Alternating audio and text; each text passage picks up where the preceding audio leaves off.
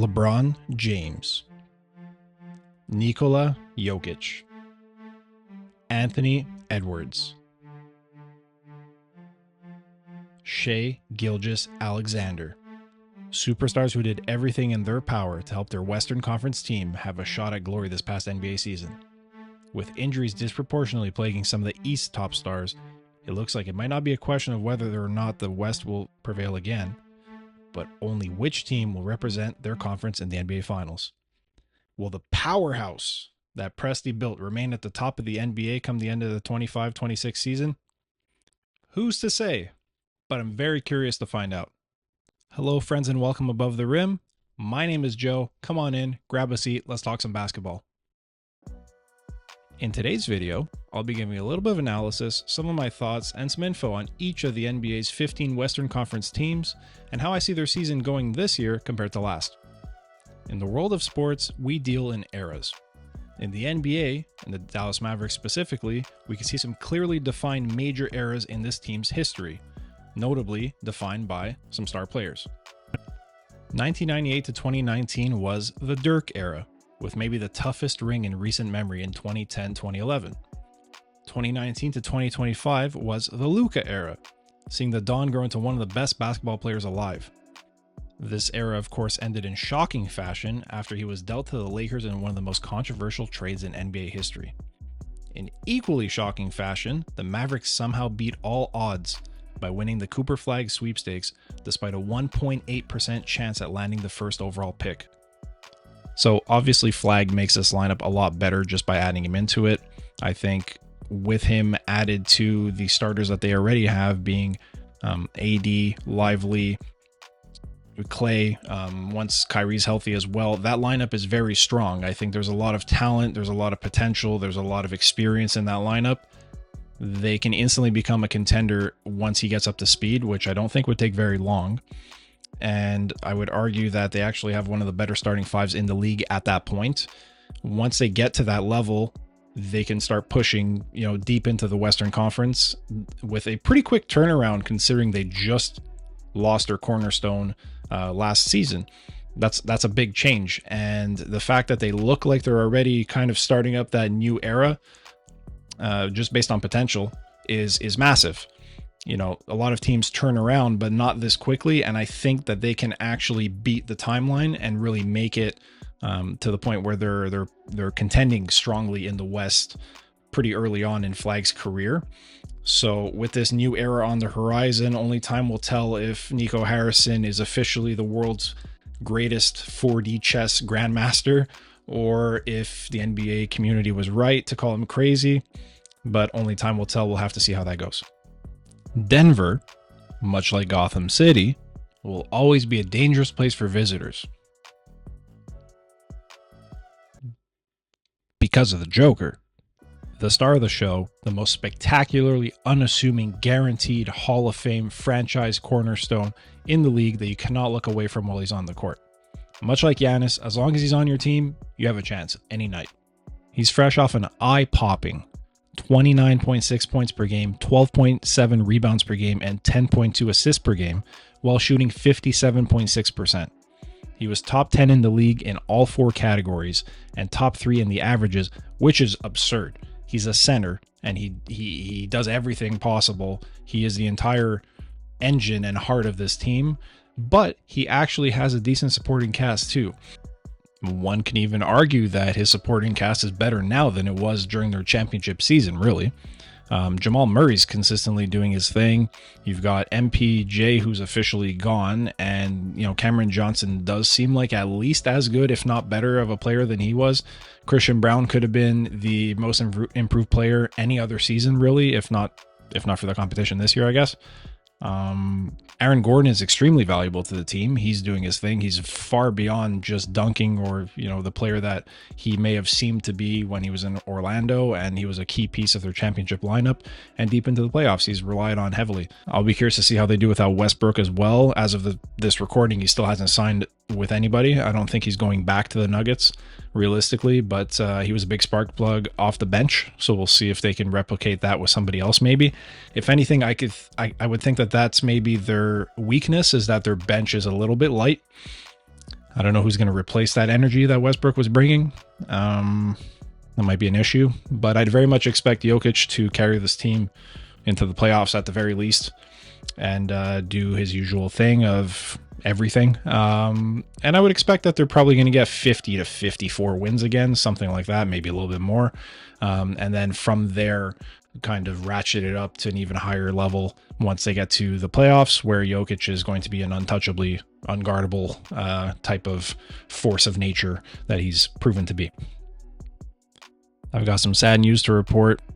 It's my opinion officially that the Steph Curry championship window is closing or has closed. I take no pleasure in saying it, especially after they won everything on the Cinderella run that they had a few years back. It's not impossible, but I think the window's closing.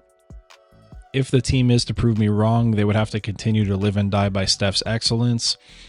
Jimmy Butler was a big addition. Al Horford is a big addition, a veteran piece for a veteran lineup. I think that they can take any team game by game, one game at a time, just based on talent. That being said, it's a little bit tough to depend on them after an 82-game season and then the playoffs. They have a lot of guys that are nearing 40, and long term that does have effects that begin to show as the season wears on. The combination of experience, talent, and Chef Curry's cooking mean that this team is not to be overlooked or underestimated come the playoffs, though. Their young players are extremely talented. We've got Kuminga, who just re-signed as I was planning this video. I wasn't sure where I was going to place him. I've got him on the bench for now, but obviously he can easily fit into the starting lineup. Then we've got Trace Jackson-Davis, who's getting increasingly comfortable, so that's nice to see. I want to see more of Quentin Post as well. He's 7 feet tall and he shoots 40% from deep, so that could be something to look into for the offense. Overall, though, I think they do still come out positive from this season, maybe not by too much, maybe 45 to 48 type of wins. And if they do make it to the playoffs with everybody intact, like say they could keep this starting lineup healthy come the postseason, they will be a big threat.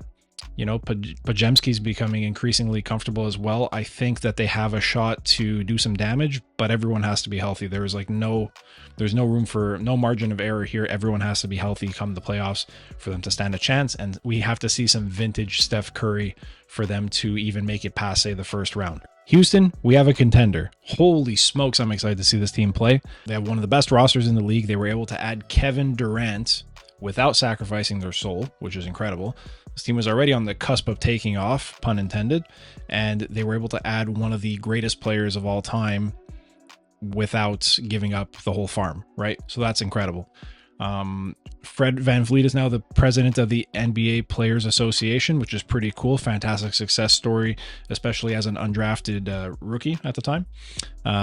Steady Freddy's probably going to be transitioning into a more supporting role, kind of getting the ball to KD, maybe teaching Reed Shepherd how to take over the reins. That's what I was planning on saying originally, but unfortunately he tore his ACL right as I was typing up this part of the script. So unfortunately he won't be playing this year, or unlikely to play any time at all this year. So the transition towards Reed is a lot more front and center. Obviously that's going to be a big story this year. I've got him in the starting lineup down below. It remains to be seen if he can handle an NBA offense as the full-time starter, but I think with the weapons around him, he has every chance to succeed. So in this lineup, Reed is 21 years old. He's fresh. Hopefully he can bring some youth and some excitement to this lineup as well and figure out how to run the offense. His teammates, though, we've got Amen, who's now a defensive first team member at 22 years old, which is incredible.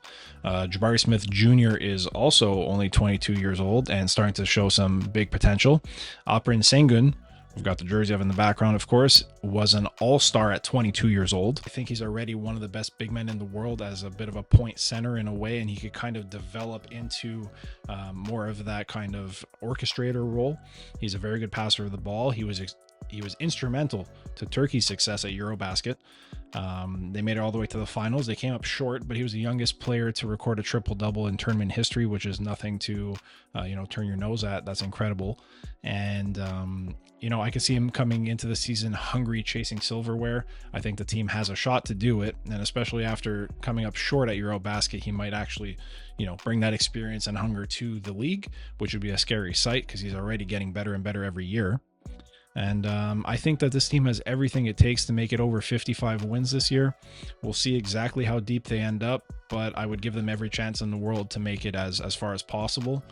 They should set their sights at least to the Western Conference Final and see from there. On to the aspiration tree planters. According to Pablo Torre's investigation, Clippers owner Steve Ballmer and the Clippers reportedly invested 118 million USD into the company shortly before Kawhi was set to receive his no-show job payments amounting to about 30 million USD. And the reason why I bring this up is because we don't know the fallout or how, but assuming we have Kawhi to work with here, this is what I'm predicting for the lineup, which is really solid, actually. Zubac is getting better and better every season. It seems like at 28 years old, he just had his best career season. He almost won Most Improved Player, actually, after posting career best in points, 16.8, rebounds, 12.6, which was fourth in the league. And this is all in his 10th season, which is awesome to see. So he is getting better even with age. Pretty cool. James Harden continues to be a great scorer. Obviously, that's what he's known for. But he also added close to 6 rebounds and 9 assists per game, which is nice. Brad Beal has been released from the Phoenix prison that he was in for the past couple of years. Hopefully he can find a scoring touch again. That will make a big difference. They did lose Norm Powell, so he'll have to kind of step up and fill that role because Powell was he just had his career best scoring season. CP3 is back, so it'd be cool to see if, they bring Griffin out of retirement, DeAndre Jordan, maybe they could get Lob City running again, which would be pretty sick. Jokes aside, though, adding him and Brook Lopez is pretty good for kind of veteran energy, even though they have a bunch of it.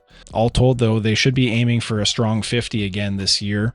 And if they do get to the playoffs healthy, much like the Warriors, they do pose a significant threat because they are very good and they do have a lot of quality in the lineup. It just depends on whether or not they'll be able to take advantage of it come playoffs and if they can actually outlast the competition, which is getting stronger and faster and younger. Who knows? Debatably the best basketball player of all time and debatably the best basketball player in the league are now playing on the same team. The all-time points leader and the active points per game leader playing together. There's something that you see sometimes in the world of soccer with massive transfers and all the budgets that are involved there, but this doesn't really happen in the NBA. Not so much. Now, I know for a fact that nobody predicted the Luka trade happening, but here we are. The Lakers now have their new centerpiece of the future in the post-LeBron era when that comes. Their glaring issue of needing a center has been addressed, perhaps, with DeAndre Ayton and his pickup. He's still young, he still has potential, and we'll see if he could actually reach that potential, the one that he was drafted first overall in 2018 based on, 2 spots actually above Luka Doncic, coincidentally. Austin Reeves is coming off a career year in almost every stat, officially becoming a 20-point per game player, so congrats to him. Rui Hachimura is chipping in when necessary as well, which helps the star players kind of do their thing. He's filling in the gaps pretty well. LeBron James is still one of the best players in the league actively, not just historically. He's coming off a season where he averaged 24.4 points per game, 7.8 rebounds, and 8.2 assists, which, fun fact, this and scary fact, this was LeBron's second lowest points per game season in his career. Only better than his rookie season, which is saying a whole lot. And it's still good enough to be 13th highest in the NBA on the season. Incredible stuff. Passing the torch to Luka. After a bad breakup with the Mavericks, he is looking fit and better than ever. After a medalless Eurobasket outing, however, I think he comes into the season with a chip on his shoulder and something to prove.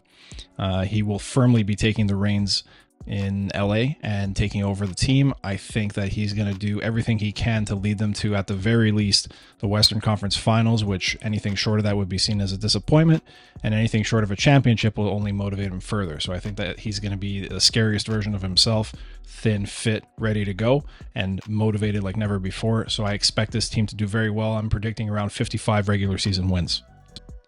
The Ja Bane Triple J era is over in Memphis officially, and it ended in disappointing fashion after a quick 4-and-out against the eventual Thunder Championship squad, which no shame in that, to be honest, but nonetheless has to sting.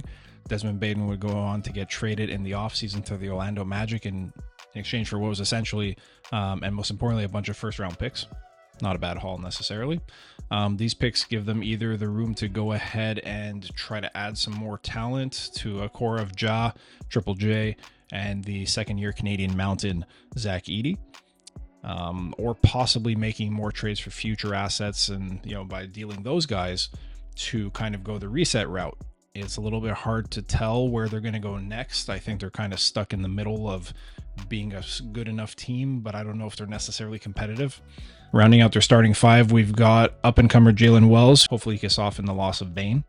For the purpose of this video, I'm also putting Scottie Pippen Jr. in the starters because I think he had a lot of great games last season and really gets going when he's on his day. Speaking of adding a secondary scoring punch, we have Ty Jerome, who's going to add a spark off the bench. He actually averaged 12.5 points per game off the bench last season, shooting almost 44% from deep. So I think this team is going to be good enough to be over 500. Beyond that, I can't really say. I think in an increasingly tough West, they'll need to rely on some quick development from their younger guys, proper health, and that Ja keeps his head on straight. I think that this team can be pretty dangerous night to night. I just don't know how far they can go in a postseason run, assuming they were to make the postseason. Ladies and gentlemen, boys and girls, it's official. Ant-Man has arrived, and he's here to stay. He has one of the best original sneakers that we've seen in a while. His play style is electric, dynamic. He can dunk hard, shoot threes. He's a highlight reel waiting to happen. He can crash the boards and create opportunities for his teammates. He's hilarious. He's one of the young faces of the NBA, and he has a bit of a Jordan element to him too, which I don't think is controversial to say. And he's proven time and time again why he was very deserving of that #1 overall pick. Now, this is all fine and good, but eventually he needs to get some silverware with his team for this to be worth anything, right? So Julius Randle himself, Jaden McDaniels, and Gobert were the primary difference makers in their last playoff run, which saw them make it to the Western Finals with an 8-2 record up to that point, before eventually dropping it in 5 games to the eventual champion Thunder. Then the year prior, they were good enough to get their revenge on the Nuggets from the year before that and push the Western Finals, but again, they lost to the then Luka-led Mavericks. So eventually the question becomes, what's next? Where does this team actually go? What more will it take for them to make the finals or to even get past the finals into the championship talks, right? Seeing as they've lost an important piece in Nickeil Alexander-Walker, Mike Conley's pushing 40, and we could probably say that Gobert is towards the back end of the Defensive Player of the Year talks. It looks like Wemby's probably going to be taking that one for the next 20 years. I think the answer is betting on the continued evolution of Edwards and of McDaniels. Then we've got Rob Dillingham, who hopefully will start to take the reins from Conley and grow into that starter role because he's very talented and he's been showing flashes left and right of potential. I think they need to give significant bench minutes to Terrence Shannon Jr., who was fantastic in the Summer League. And even though he already gets minutes, I think they have to continue to trust in Naz Reid, of course. So I think, for those who've seen the movie, Kermit Wiltz is coming for the throne, and you could believe that. Hey, wake up. New pictures of Zion Williamson looking fit dropped. I don't know what it is. I know the answer is probably related to his size and everything, but it's just such a shame that Zion can't stay on the court long enough for him to reach his potential because the talent is there, no question, and he's been fantastic when he's been able to play. But I mean, here, just look at the games played over the course of his career here. From his rookie season onward, 24, 61, 29, 70 games played, and 30 last year, so back down again. I mean, on the upside, that's a yo-yo pattern, right? So we're predicting maybe he gets in like a good 65 plus games this year. That'd be pretty cool. I think that'd be great for him, really. And as much as I want to believe in his new look, because I really do, I think it's better for the game of basketball, better for the sport if he's healthy out there and he's looking good and putting up highlight dunks and all that. The only thing is, it's an impressive but shocking transformation. So I just wonder if it'll impact his physicality and if it'll be enough to keep him on the court. So to add on to the team's problems, DeJounte Murray is still rehabbing his ACL and without a timeline. Jordan Poole is expected to be the primary ball handler and distributor in this offense, which... Even though they have a couple good centers on the team, being Looney and Misi, I don't think either of them really fit what they're looking for because neither of them can shoot. They don't really have 3-point specialists on this in this lineup. I mean, if you're expecting Zion to be taking threes, he can make them kind of, sort of, but you know, we're going to be watching Jordan Poole circus shots from half court the whole game. I don't think that's sustainable. If we're going to flip it up and go positive here, there is Herb Jones, who's one of the better defenders in the NBA. He's great. Trey Murphy III is shaping up to be a very good player in his own right. And he broke out this past season as well. And we also have new rookie Jeremiah Fears coming into the mix, who has possibly the coldest number and name combination, being 0 Fears. So kind of sick. Might not be long before he gets some run in the starting unit if he hits the ground running. And although the rookie might have 0 Fears, I have plenty of them with regards to this team. I think they're a little directionless. I think this team can comfortably surpass the 21 wins that they had last year. It just kind of remains to be seen how many more or where they fall, depending on who they have available to them. All right, I promised myself that I would try to contain my bias, especially for the purposes of this video, but I can't. I'm really excited to say that the Oklahoma City Thunder are your reigning NBA champions. It's been a long time coming. I'm excited and I can't believe it. I'm still in disbelief. So as I mentioned earlier when discussing the Mavericks, the NBA and sports in general deal in eras. The Thunder are no stranger to eras. Just in the past few years, we've seen a few different ones. To generalize and kind of blend them slightly, the Thunder have seen the Durant-Westbrook era with important supporting names such as Harden, Ibaka, Sefolosha, Collison, and so on. Then, of course, the heartbreaking news came that Durant would be chasing his fortunes in Golden State. So the Westbrook era began, where it was highlighted by seemingly historic performances every night and, of course, his MVP award. For all his efforts, he was rewarded with Paul George as a teammate. Now, eventually, both of those players got traded away. George in the now historic move to land their next, and now current cornerstone, Shai Gilgeous-Alexander, of course. Now, SGA is the face of this current era, so the Shai era has begun, along with the likes of Jalen J-Dub Williams, Chet Holmgren, and I'm going to show some logic-based, but still, favoritism, to include first-team defensive star Lou Dort, of course, and hometown boy. So shout out to Lou Dort, his family, and his organization for the events that they put on in the city.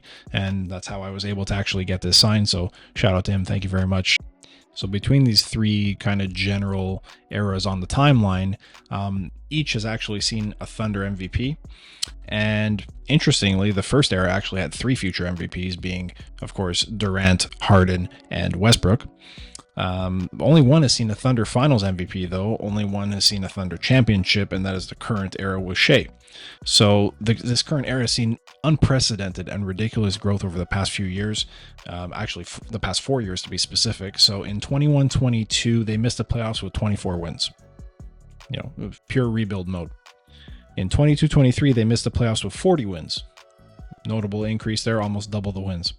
In 23-24, they lost 4-2 in the second round of the playoffs after a 57-win regular season. So again, exponential growth. They're really starting to figure it out. Straight to the playoffs, and their first attempt at the playoffs with this lineup got them to the second round. Now, this past year, they won it all after a league-leading 68 regular season wins. So that's 4 more than the second best Cavaliers and 7 more than the reigning Celtics. So Hartenstein and Caruso may just have been what the team needed to get over that hump and finally break through to the promised land. But I would be remiss to not mention the incredible development of Cason Wallace, the savior of basketball himself, being Aaron Wiggins, and the silly season triple-double machine that is Jalen J-Will Williams. And all this, and Nikola Topic still hasn't even played NBA minutes yet. Well, I'm very excited to see what kind of role he can carve out once he returns from surgery, of course. And, for the team overall, I'm expecting them to have a very similar season to last. They may have a bit of a hangover coming in from, this big championship season, and they might kind of start off a little bit slow out of the gates, which is very reasonable and possible. But I think that they would finish at the top of the West yet again. Maybe not 68 wins, but probably 60 plus, I would expect, maybe even 65. I think this team can go all the way again, and they can establish a dynasty for the next few years at least. I might be biased, but can anyone really disagree with me? I think that they do have all the pieces it takes, and it seems like all the analysts agree. Not that it means anything. The ball doesn't lie. That's what we're going to be looking at. But I think that they have the secret formula. They've invested in their youth, and they're trusting their guys to really go out there and do big things. I think that they're going to keep it simple, and they're going to trust in their guys and make another deep run this year. All right. I'm not putting that sweater back on, too hot. So it's official. The sun has set in Phoenix. Boy, oh boy, is it over. I feel bad for Book, though. Devin Booker's a fantastic player. He's actually the franchise's all-time points leader. I had no idea. I learned that while researching for this video. Turns out he's been in Phoenix now this is going to be year 11, would you believe? If you're like me, I thought, I've been following the NBA for as long as he's been in it, and beyond that, I totally didn't even realize that he's on to year 11. So the question is, though, what does he have to show for it? Not his fault necessarily. He's been playing very well, but the thing is, the success of this team has rested squarely on his shoulders ever since he's gotten to the league, pretty much. And they've had their ups and downs. The Durant-Beal, experiment has failed catastrophically. They're both out now officially. It kind of makes you wonder now, how much more of this is he going to take? How much longer will he be actually staying and playing in Phoenix? Because at a certain point, if he's going to just keep turning and not going anywhere, he might be starting to get into those conversations of maybe jumping ship, or maybe they're going to send him off to be able to chase a ring and actually have a shot at winning a championship. It's a bit weird now because they've got two starting shooting guards with the addition of Jalen Green, who's got potential, but we have to see some results before we could say anything in terms of was it a good trade or not. I think, I love Dylan Brooks in a Canada jersey, so I won't speak too negatively here, but I'll say he's a very high energy defender and a bit of an agitator, throws other opposing stars off their game. So that's always nice to see. You got to have a couple of those guys. I don't know how much longer Book is going to be interested in this project. The other guys kind of coming up, you got Ryan Dunn, who's a new man up. Might be interesting to see how he does. If anybody missed the second half of last year, you might think that Mark Williams is a Laker, but turns out he didn't, the trade didn't go through. That whole Dalton Connect situation there too. So he found his way to the Suns. I think he's going to have a bit of an impact. Hopefully, if he can stay healthy, he's going to be good. And I feel like I've said, if he can stay healthy, if they could be healthy like 100 times already. But if he can stay healthy, he might actually be one of their more dominant players, but we'll see how that goes. Maybe he'll earn a big contract in the offseason as a result of all this.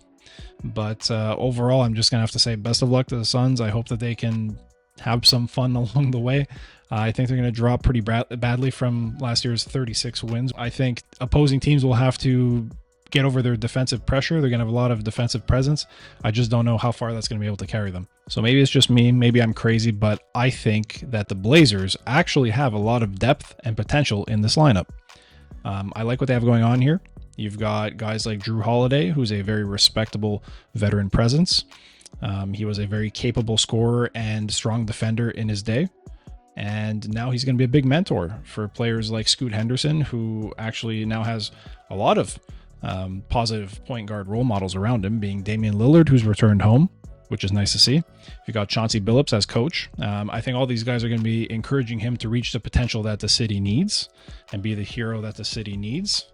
So that's nice to see. I think Canadian Shaedon Sharpe, shout out to him, is becoming an increasingly effective scorer. Averaging close to 19, 5, and 3, which is nothing to turn your nose at. Toumani Camara was on the all-defensive second team in 2025. Denny Avdija is fresh off a strong showing at Eurobasket. He's getting much better with every year. He's taking big steps. And he's actually one of the guys I would expect to take another step forward this year. So we'll see how he does. Now, the guys I'm most excited about, Kling and Yang. We've got Donovan Clingan and Hanson Yang. Donovan Clingan, who's coming off a strong rookie year where he posted per 40s, so not real-time minutes, but still important stats here. Per 40s of 13.2 and 15.9, which is incredible, and average of 1.6 blocks per game in regular minutes. So very strong rookie season. We're actually looking forward to seeing, I think, what Hansen Yang is going to add to the mix as well. But for Clingan, he looks like he's the team's next big star center. Yang looking like a potential superstar early on, a little bit early to call it, but looking good so far. He's drawing comparisons to Jokic, which might be a bit early to make, but nonetheless a little bit bold, but we'll see how that shapes up. I think he'll be a huge asset to the team if he continues to grow into his frame, and it seems like he's got a fun energy to him as well with his interviews and the answers that he's given so far. It looks like he's going to be a exciting player to follow. All in all, I'm going to lean a little bit more optimistic than most have been. I think that the Blazers are going to be pushing 40 wins, maybe even 45. Who knows? I think if their young core can develop early on, they can actually do some damage this season. And if not this season, I think over the next couple of years, they will, emerge as a threat down the line. The Kings guard, both the fellas in the UK who have the funny hats and a hole in Sacramento's lineup. So for a team that had both Tyrese Halliburton and De'Aaron Fox in recent years, they moved on from them pretty quickly, and it's kind of hard to see what their plan is going forward, isn't it?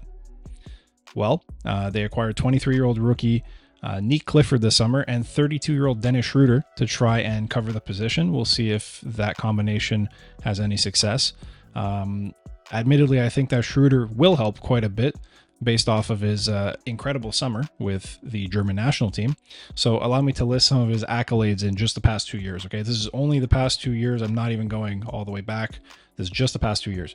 So he is a reigning FIBA World Cup champion with Germany from 2023 after going unbeaten in the tournament, beating teams like Australia, the USA, and Serbia in the process.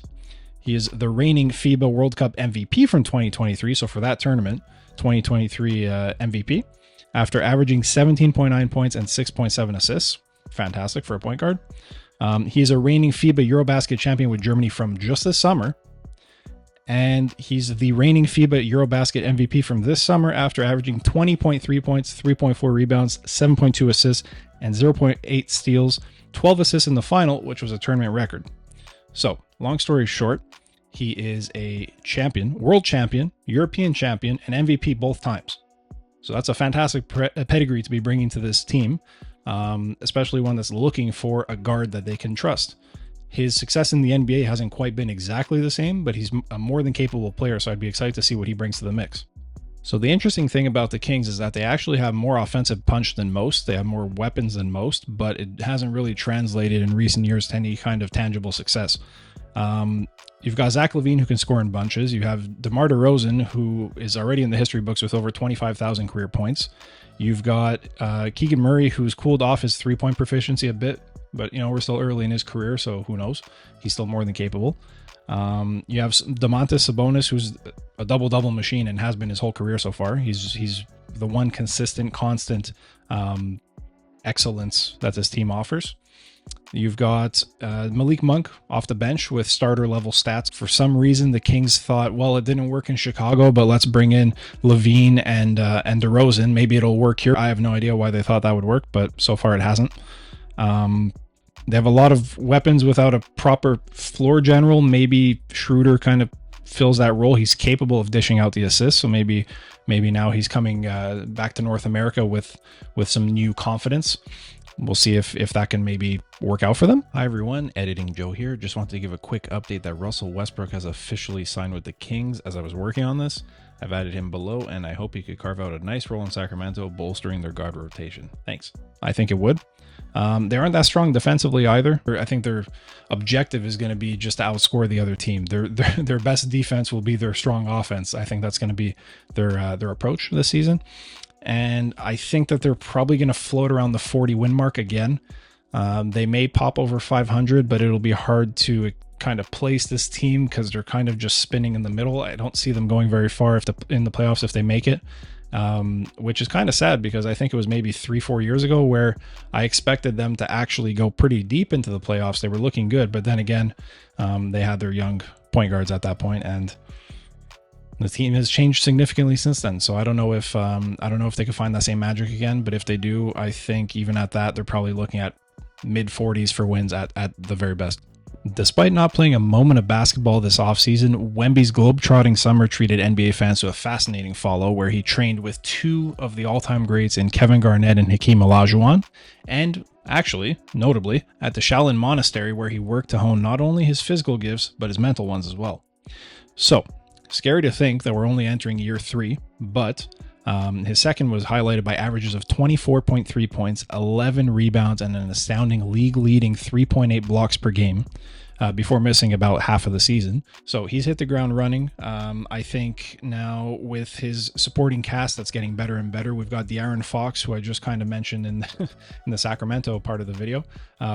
He's a fantastic addition. You've got the number 2 overall pick being rookie Dylan Harper, who's going to look to be the third Spurs rookie in a row to be the rookie of the year. Speaking of which, Stephon Castle averaged 19.3 points per game, 5.2 rebounds per game, and 5.6 assists per game over the final 25 games of last season, without Fox in the lineup, but proving that he's ready to be a key piece in this team and possibly take on even more responsibility, which is super encouraging. Harrison Barnes and Devin Vassell round out the starters most likely.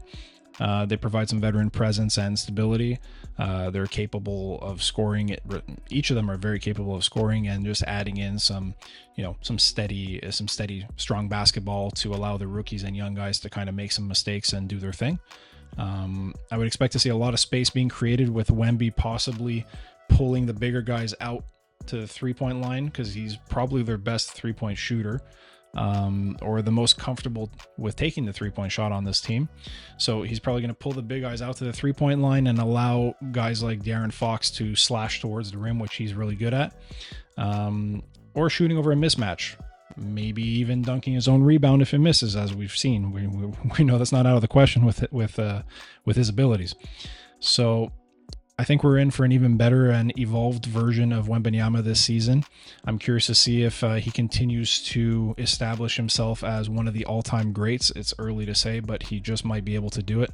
And I don't know if they make the playoffs necessarily, but I do see them flirting with the 40 win mark. I think before long, even if this season isn't as successful as they might hope for, any growth and development here with Wembanyama and the supporting cast will be super important because I see this team going very far into the playoffs within the next 2-3 years. So last and probably least, we have the Utah Jazz. The Jazz are unfortunately back at the bottom and have been since moving on from Gobert and Donovan Mitchell back in 21-22, where they had 49 wins. And as you can see on the graph below, they've just kind of had a nice little slide down to 17 since then. They hit this new low being 17, and that was good enough to give them the best odds in the Cooper Flag sweepstakes, which we all know how that went. But unfortunately, they got absolutely clowned by Lady Luck, who rewarded them not with the second pick, not with the third pick, not with the fourth pick, but the fifth pick. So super unlucky for them.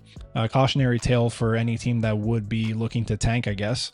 Even though they didn't, though, they did it the natural way. It just, they lost their games by being worse than the other team. But oh well, that's what happens sometimes.